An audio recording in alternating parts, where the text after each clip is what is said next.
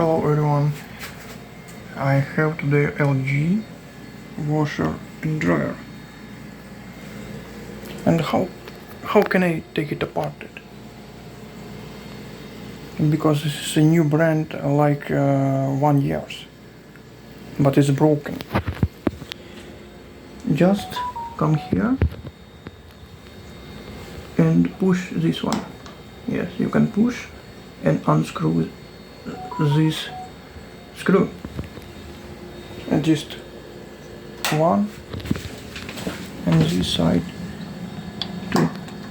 Yeah, two.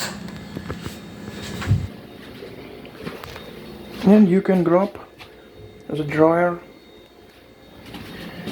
and this one. You need to screw this one just. This washer has a problem because all people overload it, and sometimes the motor is broken.